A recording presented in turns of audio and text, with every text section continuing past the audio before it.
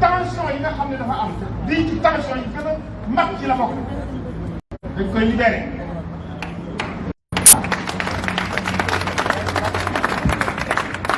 Voilà, toute la presse est là. Libéré, c'est pas waxtaan du li may wax rek communication politique mutuelle communication politique waaw dégg nañ leen déedéet da ngay agir mooy nga génne ko léegi nit ñi gis ko ñu yóbbu ko faj ko parce que lii comme ni ko gii waxe askan bi yëpp ñoo war a taxaw te taxawaayu journaliste yi ngi ngeen ko defe ni fii la amee wax naa ko Momar Lissa nee naa ko Guinée ñemeetuñu wax Guinée Conakry journaliste ñemeetu fa wax Mali noonu bu Sénégal taxawee journaliste yi taxawaluñu Sénégal rek pour xeex la liberté de la presse pour le Sénégal dañ ko def pour toute l'Afrique de l'Est boo demee Togo noonu nga dem feneen noonu nga dem feneen noonu kon nag taxawaay bi ñu ngi koy rafetlu te it lépp loo xam ne war nañ koo cee def te léegi sax ñun dañu retraité dama doon ko wax sax parce que Seydi Gassama anam li mu wax yëpp d'accord nañ ci waaw les jeunes tamit li mu wax yëpp d'accord nañ ci donc daal il faut qu'une mobilisation très forte fu ñu woote rek comme ni ko FRAPP defee nit ñi taxaw pour que vraiment ñu libérer Pape Alé dans les meilleurs délais. Merci, M. Alioune Tine, merci pour cet engagement. Merci beaucoup. Libérez, libérez, libérez, libérez, Pape Alé, libérez. Voilà. À présent, nous allons donner la parole à M. Sadibou Maron, de Reporters sans frontières. M. Maron, merci. Merci beaucoup, cher Mbaye. Bonjour, chers consoeurs et confrères. Bonjour, mesdames et messieurs les membres de la société civile, les militants ici réunis, à travers ces sections, ces réseaux, ces partenaires partout dans le monde. Et nous travaillons dans plusieurs pays dans le monde, y compris en Afrique. Pour nous, comme je l'avais dit, Pape Alé Niang entre dans ce que nous appelons un journaliste. Et il est hors de question de ne pas considérer Pape Alé Niang comme un journaliste. Pape Alé Niang est un journaliste.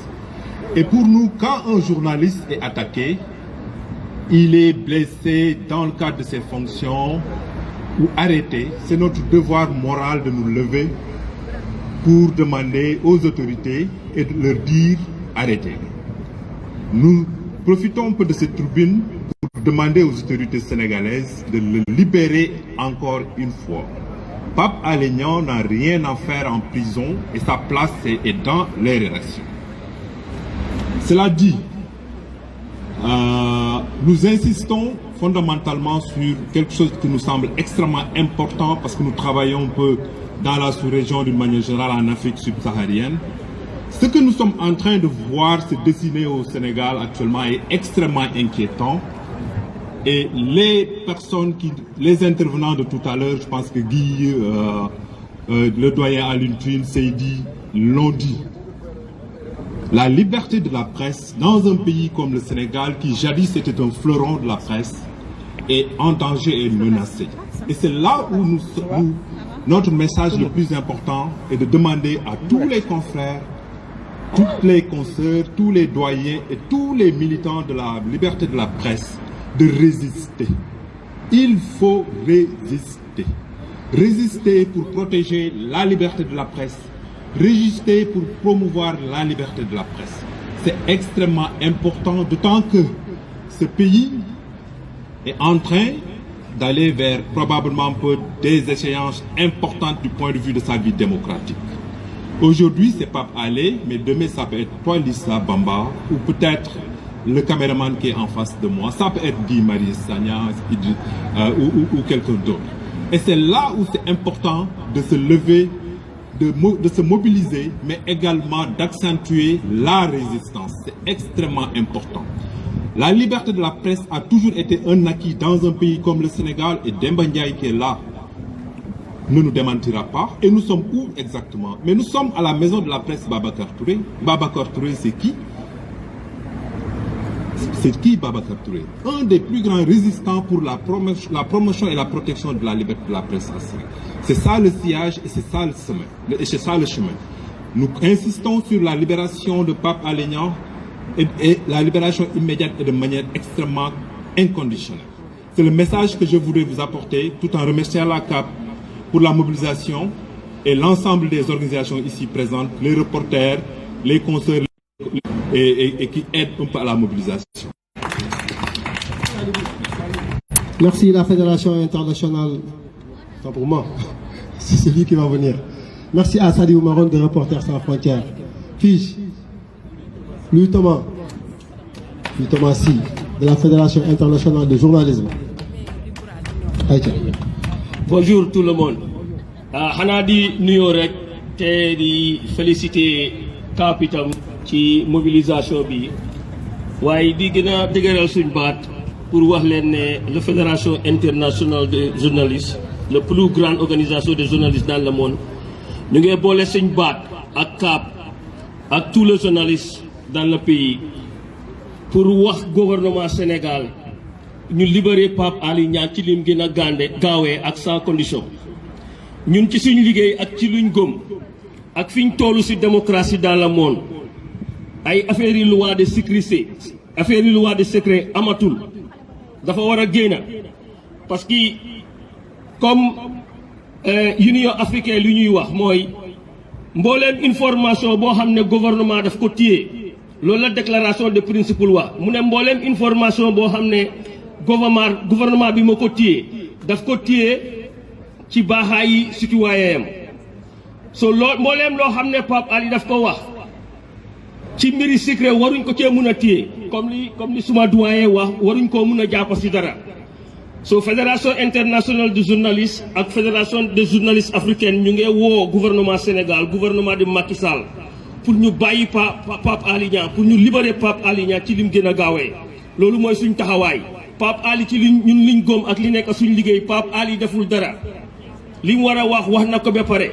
nañ ko libéré ñu ngi gërëm ñëpp nag ci taxawaay bi gërëm waa CAP ak suma doyen waa SYNPICS ci mobilisation bi te di leen wax itam ne fii ñu ngi taxaw ak yéen foo leen teg seen tànka rek di ngeen ñu fa fekk teg nañ suñu tànka foofu ba pare jërë ngeen jëf. Merci Fige, merci. Maintenant, nous allons passer à une photo de famille avant de terminer parce qu'il y a des doyens qui vont se retirer. Les photographes me demandent que les gens s'approchent, qu'on prenne une photo. C'est pour la postérité. Une photo de famille. Donc, voilà. Les photographes, c'est pour montrer que, oui, c'est pour la postérité, c'est pour l'avenir.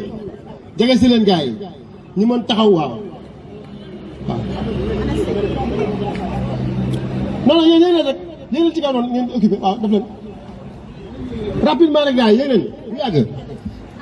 une photo de famille. Voilà, voilà. Il faut une belle photo pour l'avenir. Wow, photo bi mom Pape Adda koy gis. Waaw. Dana melne jamono ji gaay gaddo mer gaddu gi dem. Photo bi na ci ñepp bok. Grand, yeen ñepp bokku leen ci photo bi. Waaw. Ça c'est historique, na ci ñepp bok. Waaw. Photo bi mom caméraman yi sax bu fekkee ne mën nañ leen photo ñoom seen photo bopp ñu may leen ko ñoomit. Photo bi na ci ñepp bok. Waaw. Ñoo ngi nii ana ngeen ñoo ngi nii di dóor. Acca ñu ñëw acca waa jarul toog nañ tëdd Pape Alé li mu nekkee tëdd sax ko tane lii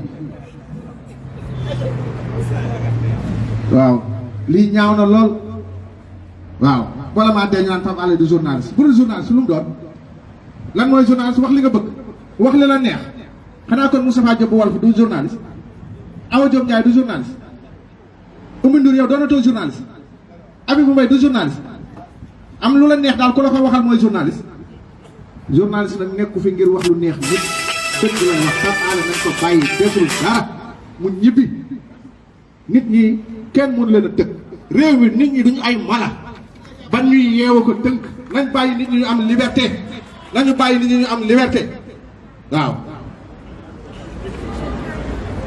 Merci, M. Tine. Merci beaucoup. Les gars, on continue. Nous allons donner la parole à M. Demba Ndiaye. Doyen Demba, l'ami de Pape Alé Niang, Doyen Demba, à qui on avait pensé à un certain moment pour aller rencontrer Pape Alé pour le dissuader d'arrêter sa grève.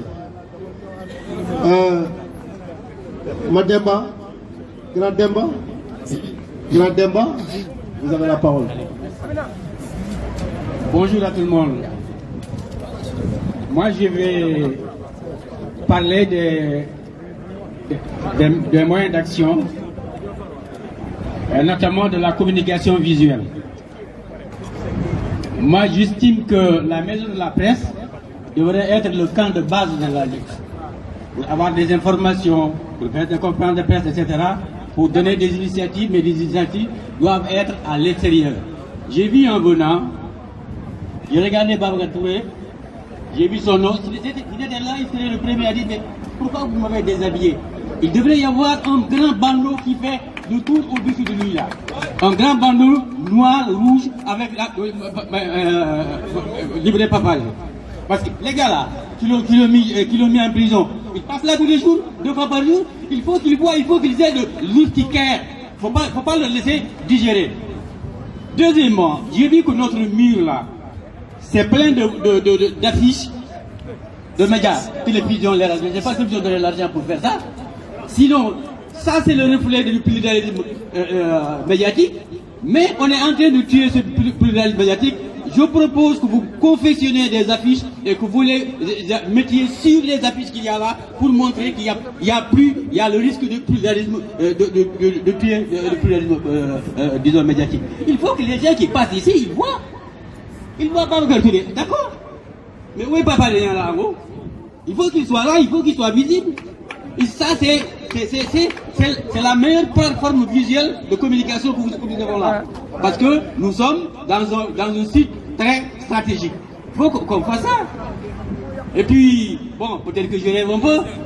Nous, de notre époque, dans certaines luttes, le camp de base là, on faisait ça un camp de vie.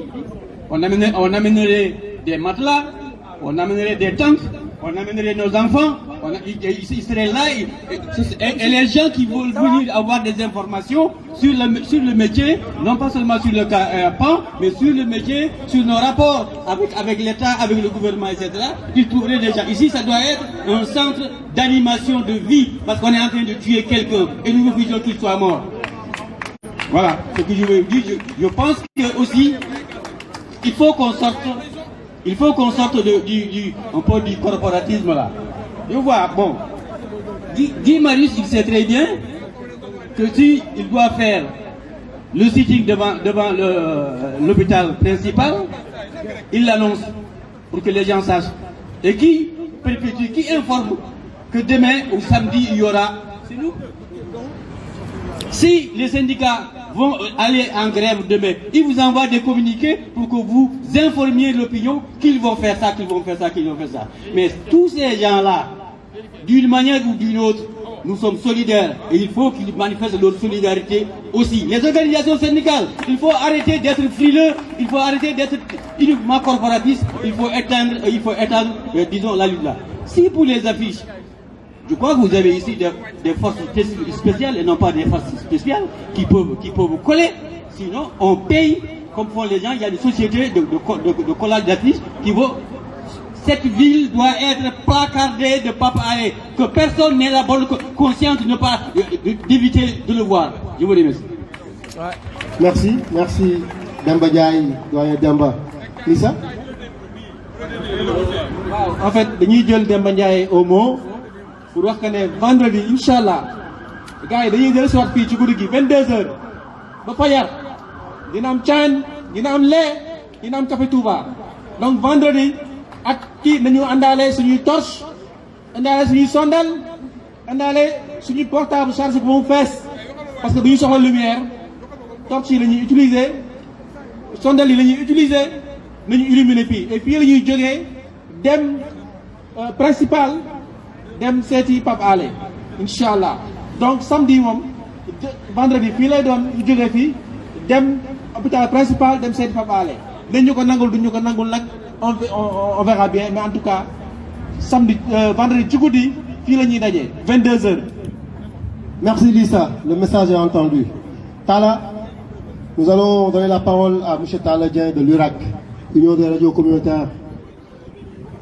Libérez, libérez, libérez, libérez, libérez, libérez, libérez, libérez.